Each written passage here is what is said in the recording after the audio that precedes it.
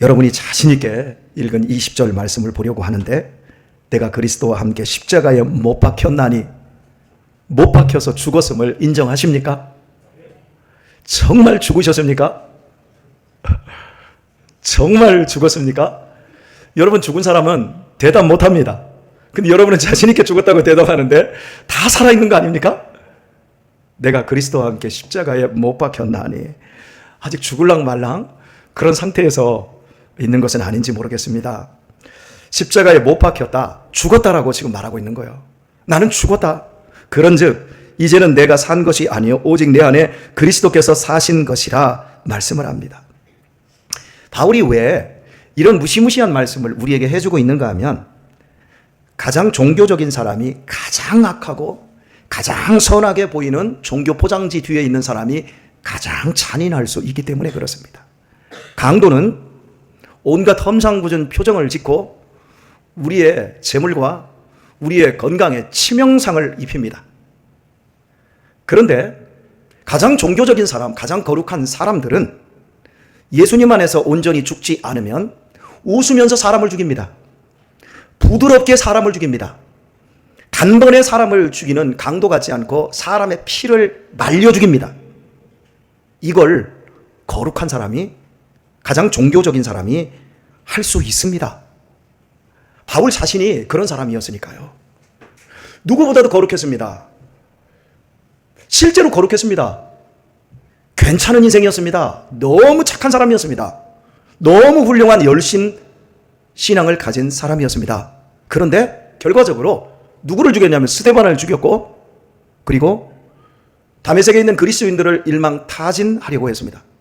물론 예루살렘에 있는 그리스도인들을 싹 잡아 죽이는 데에 앞장서기도 했습니다. 자신은 그 일을 하면서 하나님이 기뻐하신다고 믿었습니다. 이 일이야말로 하나님이 가장 나를 편드시는 것이다. 나만은 그리스도인이 없다. 나만은 하나님의 사람이 없다라고 그런 철석같이 믿었습니다. 양심에 조금도 가책이 없었습니다. 우리나라에 지금 현재 기독교가 이분화되어 있어요. 동성연애와 지금 한참 이제 여당과 야당, 그래서 진보주의와 보수주의자들이 한 10여 년 충돌했어요. 그 10여 년 충돌할 때 진보적인 그리스도인들과 보수적인 그리스도인들이 엄청나게 싸웠습니다. 그리고 지금은 이제 동성연애를 왜 당신 교회에서는 반대를 않느냐. 또 어떤 분들은 동성연애 하는 분들, 그걸 반대하는 분들은 정치적으로 막 으쌰으쌰 하러 가고 막 합니다. 그걸 왜 그 짓을 하냐. 이렇게 양분화되어 있어요. 지금 우리 교회에서는 제가 말을 하지 않습니다. 왜냐하면 말을 하면 한쪽으로 확 쏠려버리기 때문에 그래요. 무서운 일이에요. 그래서 서로 싸우는데 어느 정도 싸우냐? 너는 목사도 아니다. 이렇게 말하는 게 아니라 너는 목사 XX도 아니다. 막 거침없이 욕을 합니다. 여러분, 집회하는 데 한번 가보세요. 기독교인들이 집회할 때 그 집회 수준이 어떤 수준인지 민주노총 집회보다 더 무섭게 합니다. 대체 가장 본질적인 것이 무엇인가를 모르는 거예요. 여러분, 저는 동성연애, 그건 정말 해서는 안 될 짓이에요. 기독교가 자꾸 인권이라는 이름으로 민주화 쪽으로 나가요. 예를 들어서 여러분, 10계명은 사람들이 투표해가지고 이게 옳으니까 10개의 계명을 뽑아냈나요? 하나님이 남자와 여자를 어떻게 만드셨죠? 투표권에 맡겨서 네가 여자인지 남자인지 모르시니까 니네들이 한번 성을 결정해라, 이렇게 했습니까? 아니요. 그런 건 투표하고는 아무런 상관이 없는 거예요. 근데 걸핏하면 어느 쪽으로 가냐면, 야, 투표해봐, 누가 옳은지. 기준이라고 하는 것들이 지금 다 사라지고 있어요. 근데 이걸 말로 옳고 그름을 따지는 게 정말 중요한 게 아니라, 왜 동성연애가 이렇게 판을 치고 동성연애가 양성화되었는가, 커밍아웃을 했는가, 그것을 우리가 살펴봐야 돼요. 커밍아웃을 누가 제일 먼저 했죠, 여러분? 머리 빡빡 밀은 그 친구가 했죠? 권사님의 아들입니다. 그 친구가 왜 동성연애를 커밍아웃하고, 나는 동성연애입니다, 나는 어렸을 때 교회를 다녔습니다, 나는 그런데 교회에서 막 질시당하고 그랬습니다. 왜 그랬을까요? 그 가정을 보세요. 엄마 아빠가 건강한 가정, 행복한 부부 관계로 에덴 동산을 못 만들었기 때문에 그 문제가 발생한 거예요. 지금 이 양분화되어 있는 이 상황에서 이게 옳다 저게 옳다 싸우면 서로가 범법자가 되고, 내가 그리스도 안에 십자가에 못 박혔다고 그러는데 못 박힌 사람은 하나도 없고 못 박을 사람만 망치 들고 다니는 거예요. 뭐가 제일 중요하냐면 건강한 가정을 세우는 거예요. 동성연애 하지 말라 하고 피켓 들고 막 싸우고 그것을 또 하는 사람들을 질타하고 앉는 사람들을 XX로 몰아갈 게 아니라 내가 내 가정을 보는 거예요. 우리 청년들 결혼해서 어떤 가정 세우고 싶어요? 결혼해서 애 낳고 싶지요? 아멘들을 하네. 자식은 하나님이 주신 뭐예요? 기업이에요. 태의 열매는 그의 상이에요. 상 받고 싶지요? 그지요? 기업, 부실 기업 말고 건실한 기업 한번 세워보고 싶지 않습니까? 자, 보세요. 여러분이 동성연애를 이런 걸 반대하기 전에 정말 중요한 본질은 내 가정을 내가 아름답게 세우는. 이야, 저게 가정이구나. 저게 행복이구나. 저게 부부관계구나. 저게 아버지는 저래야 되고 자식은 저래야 되는 거구나. 이야, 너무 행복하겠다. 나도 한번 살아보고 싶다. 우리가 이 본질을 찾아가야 되는 거예요. 근데 이 본질은 찾아가지 않고 데모만 하러 다니는 거예요. 이 본질은 하지 않고 욕만 하는 거예요. 그러면서 내가 그리스도와 함께 십자가에 못 박혔다? 아니요, 못 안 박힌 거예요. 이 세상에서 내가 그리스도인입니다 라고 하는 이 증거로, 내가 정말 죽었습니다 라고 하는 그 증거로 첫 번째 자리에 있어야 될 것은요, 내 안에 사랑이 있나를 봐야 되는 거예요. 나는 정말 사랑으로 판단하고 있고, 사랑으로 행동하고 있고, 사랑으로 결정하고 있고, 사랑으로 선택하고 있는가요? 그 사랑은 이기적인 내 것이 아니라 저 상대방을 위한 거예요. 저 타인을 위한 것으로 가야 되는 거예요. 그래서 율법의 대강령이 무엇이냐라고 했을 때 예수님께서는 그냥 말해요. 하나님을 마음을 다하고 힘을 다하고 성품을 다하여 사랑하는 것이다. 두 번째는 아니라 또 하나는 같은 거라는 거예요. 첫 번째가 있고 두 번째가 있는 게 아니라 하나는 이렇게 말하고 있어요, 원문에. 그리고 또 하나는 이렇게 말해요. 그러니까 같다라는 거예요. 같은 내용을 다른 조건으로 설명합니다. 네 이웃을 네 몸과 같이 사랑. 이것이 율법의 대강령이다. 여러분, 어떠한 경우에도 옳은 명분에도 타인을 죽이는 옳고 그름으로 그것을 따진다면 사실은 그 사람이 먼저 죽는 겁니다. 이게 이 땅에 세상 사람들은 절대 알지 못하는 그리스도인만 가진 거예요. 유신아, 조금 졸립지? 유신이 얘기를 좀 할게요. 유신이 대답 좀 잘해줘. 아버지는 우리 유신이를 믿으니까. 우리 집에서 제일 옳은 사람이 너지. 그지? 항상 옳고 그른 걸 따지지. 그지? 우리 집에서 항상 그런 친구가 누구지? 있지? 그러니까 있다고 그래. 유신아, 너 왜 그렇게 하냐 이 자식아, 있는마 맨날 해서 너 기분이 째지게 좋지? 너 겁나게 행복하지? 어땠어 기분이? 하고 나면 눈물이 그렁그렁 나올 정도로 막 더 분해지지? 여러분, 이게 본질이에요. 그런데 그 순간 분노가 올라올 때 그건 하고 봐야 돼. 그래야 뭔가 직성이 풀려. 바로 잡히는 건 하나도 없어. 아무것도 강으로는 해결되는 게 하나도 없어요. 누군가 하나 죽어야 돼요. 누군가 하나 먼저 죽어야 돼요.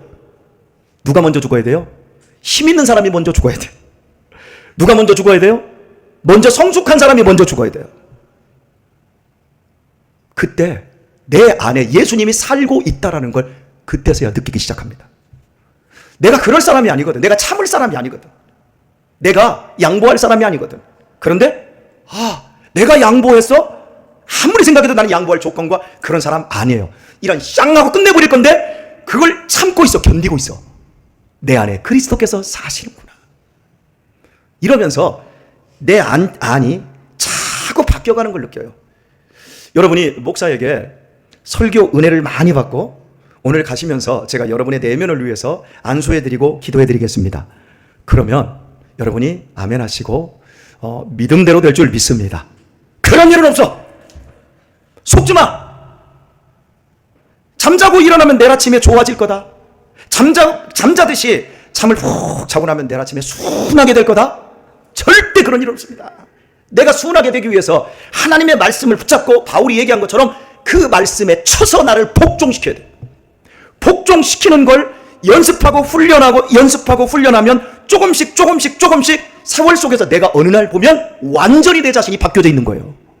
하나님은 우리를 이렇게 바꿔가세요. 갑자기 나는 무의식 상태에 있다가 깨고 나면 갑자기 180도 달라진 온유하고 선한 사람이 되어 있는 게 아니에요. 수없이 많이 깨질 겁니다. 따라서 하겠습니다. 예수님을 만나는 건 사건이다. 예.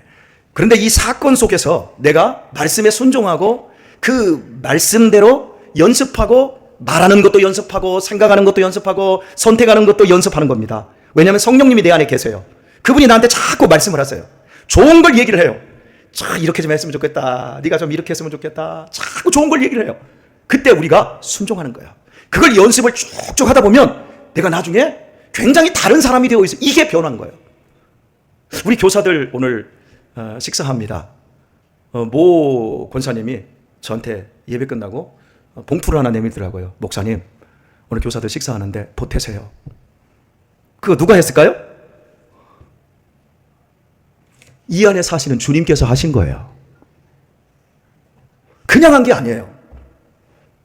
선함과 착함을 하나님이 우리 안에 연습시키면서 그렇게 우리를 변화시키는 거예요. 그분 처음부터 그러지 않았어요. 그런 거 안 해요. 그런데 자꾸 하게 되었어요. 더 하게 되었어요. 그리고 그 모든 것을 통해서 복을 엄청나게 일고 가요. 한번 우리 청년들, 학생들, 우리 앞으로 좋은 배우자들을 만나야 되겠기에 제가 한번 질문을 한번 할게요. 여러분이 결혼할 때 배우자가 꼭 예수님을 믿어야 된다. 그런 사람 한번 손 한번 들어보세요. 꼭 믿어야 된다.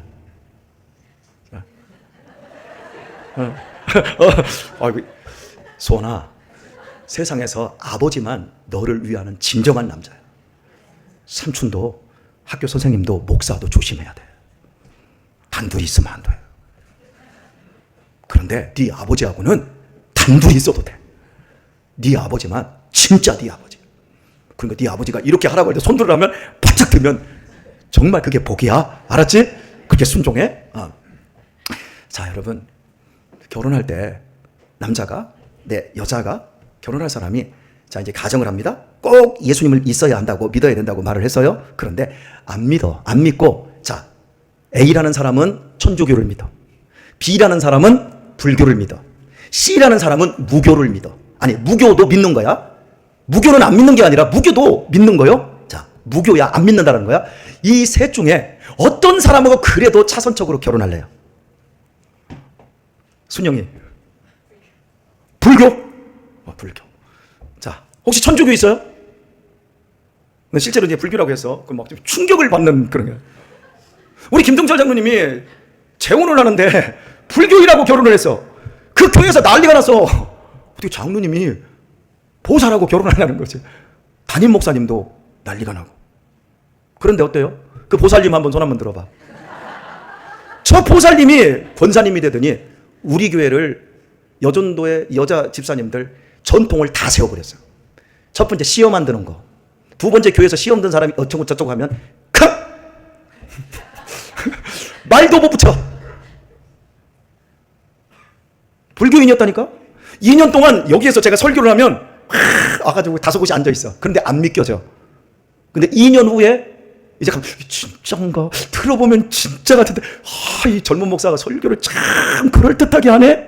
그러면서 내가 속으면 안 돼. 그리고 내가 지켜왔던 믿음이 있어. 그리고서는 자동차에다가 그 연불 있잖아요. 그걸 틀어. 마바냐 바람일다 심경관 자제보살행심바냐 바람일다 이조견노원 개공시색. 맨날 이거만 듣고 다녀.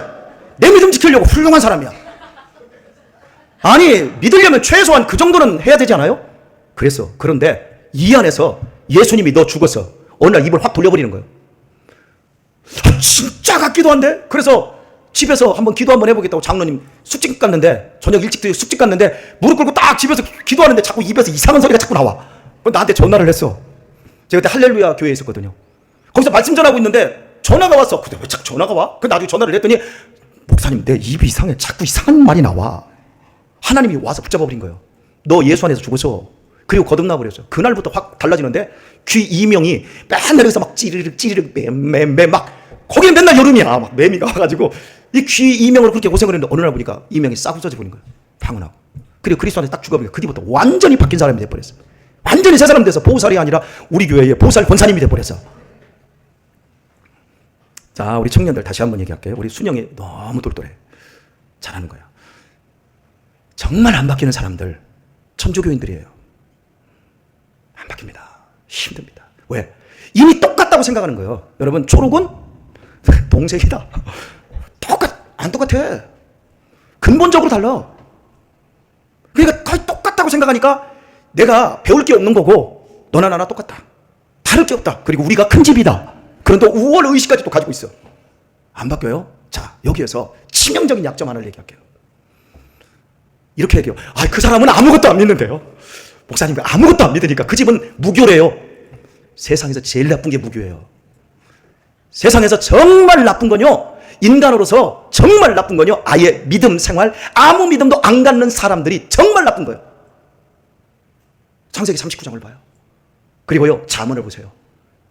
그러니까 어떤 종교를 갖든지 간에 기독교가 아니라 할지라도요, 사람의 가치에서 그래도 야, 진리가 무엇일까? 어떻게 사는 것이 바르게 사는 것일까?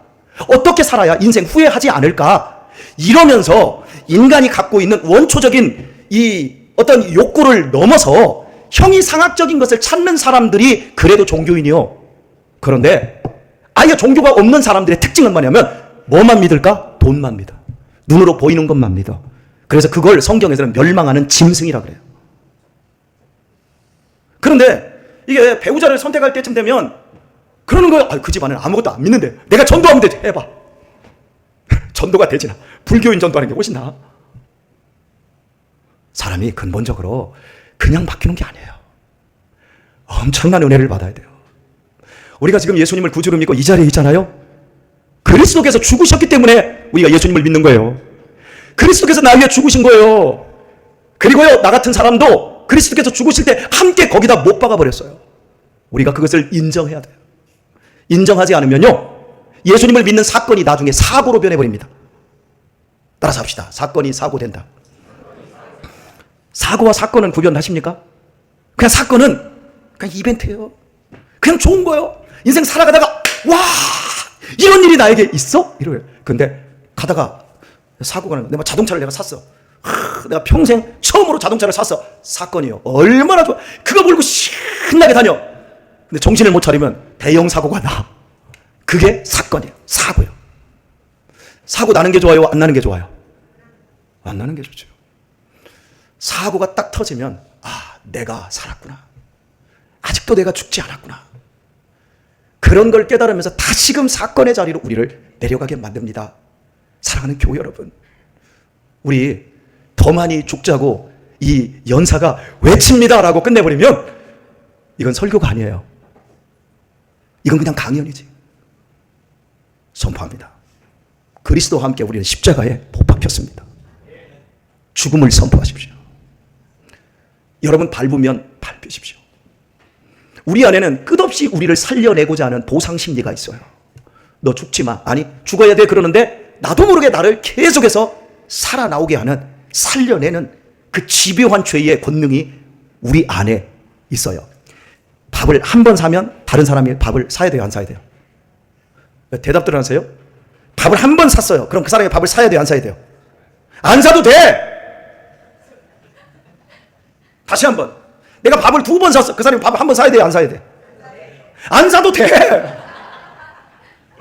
자, 3번 샀어. 그 사람이 밥을 한 번 사야 돼? 안 사야 돼? 안 사도 돼! 자, 이제 정말 중요한 겁니다. 4번 샀어. 그 사람이 밥을 안 사도 돼? 사도 돼? 그럼 끝내! 더 이상 더 나가면 내가 승질나서 내가 살아나. 그러면서 그때부터는 내가 밥을 4번이나 샀는데 저놈의 인간이 저래? 저거? 그러면서 그때부터 그 사람 죽이기 시작하고 그 사람 그때부터 밟아 뭉개버립니다. 밥을 딱 3번까지만 사. 아셨어요? 3번 살 때까지는 절대 여러분이 토라지지도 말고 성질도 내지 말고 어떻게 밥을 3번 샀는데 밥을 집까지 한 번도 안 사? 그거 우리 교회 그런 분들 있더라니까요. 그지요, 김경수 권사님. 있잖아, 우리 주변에 권사님 말고. 그러니까 우리가 사는 과정에 이게 쉬운 게 아니에요. 교회에서 내가 이 교회에서 청소하고 내가 교회에서 헌신할 때 보상 심리가 끝없이 나온다니까요. 그러니까 최소한 우리는 3번까지는 밥을 사고 3번까지도 용서하면 돼. 근데 그 뒤에는 여러분이 용서하려고 하지 말고 그 뒤에는 그냥 못 본 척해. 아셨어요? 그게 우리를 지키는 3번까지도 많이 쓴 거라니까. 우리는 2번도 안 가. 그런 사람 아닌가요? 혜원이 들켰지? 너 그러고 살았잖아. 그치? 네 동생한테도 그러지? 오늘 우리들이 하는 것을 보세요. 우리가 지금까지 3-4번이면 뭘 면한다? 살인도 면한다. 여러분, 우리들이 그 정도로 성경 말씀이 아니더라. 성경은요, 70번씩 7번이라도 용서하라고 그래요. 내 몸처럼 사랑하라고 그러고, 네 원수를 사랑하라고 그러고. 그런데 우리는 솔직하게 3번도 안 해요. 그리고 그걸로 그냥 다 무질러 버려요. 내가 아직 안 죽었다는 증거예요. 분명히 죽었는데 내 안에서 끊임없이 나를 세워가는 거예요. 나를 높이는 거예요. 3번까지 나만 사도 된다, 안 된다? 된다. 4번째는 하지 마라. 시험 들어 오히려 죽인다. 그죠? 꼭 기억하세요. 어떤 것도 할 수 있어요. 나한테 이럴 수 있어? 어떻게 나를 무시해? 3번까지는 참으세요. 그런데 그 이후에는 예수님에게 맡기세요. 우리의 남은 시간, 여러분 지혜가 넘치고 기쁨이 넘치고 내 안에 예수님이 살아계시는 행복이 그냥 가득해지는 여러분의 심령, 여러분의 가정, 이 교회 될 수 있기를 예수님의 이름으로 축원합니다. 기도하겠습니다.